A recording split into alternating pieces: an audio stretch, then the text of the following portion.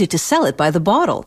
When you compress it, propane gas turns into a liquid, and as a liquid, it's much more compact, which means you can pack a lot of energy into a small container. Opening the valve converts it back to gas, giving you energy that you can put to good use.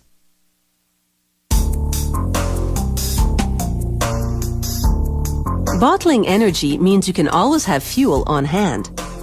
To make these tanks, they start with this big coil of steel.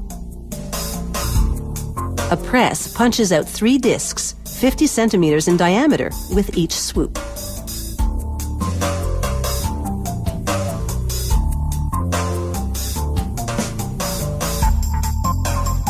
A second press clamps the disc as a cylinder-shaped die thrusts upwards, transforming it into a shell.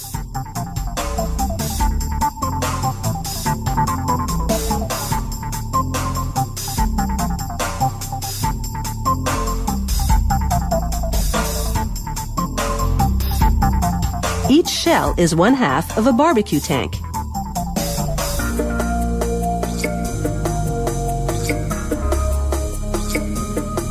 Next, suctioning devices carry the tank shells over to a trimmer, where a blade gives it a neat edge.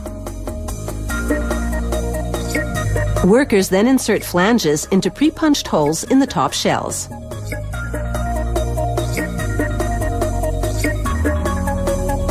The top and bottom halves of the barbecue tanks now move in separate directions. The tops head into an automated welding station where the flanges are fused to them. The weld has to be perfect so it can take the pressure of compressed fuel without exploding.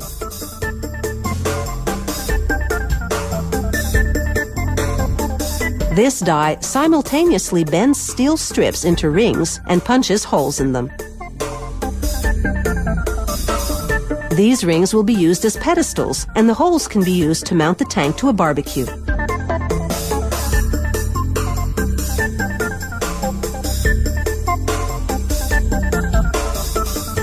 Next, a machine welds the rings to the bottoms of the tank shells.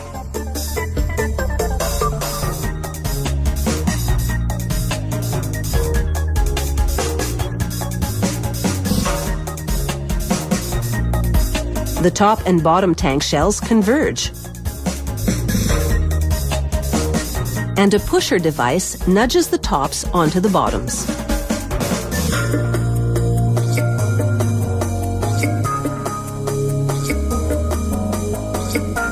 They load each freshly assembled tank onto a welding lathe. The lathe turns as an automated welding gun follows the seam precisely, melting and bonding the 2 pieces together. But this processing has hardened the steel. Not a good thing, because these tanks will need to expand and contract to accommodate pressurized fuel. So they temper the tanks in a furnace. They do random tests of the welded seam. They cut out a piece of the tank and grind it on both sides to expose the weld. Then they use a jack to bend the sample right at the seam. It doesn't split and passes muster.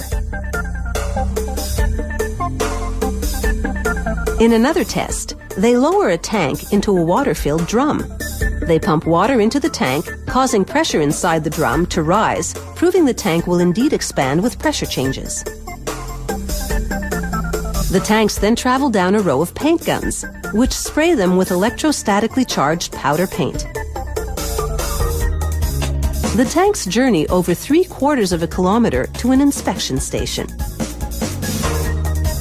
Here, workers check for contaminants. Then they drop valves into the flanged openings and place the barbecue cylinder in a special machine that screws the valve on very tightly.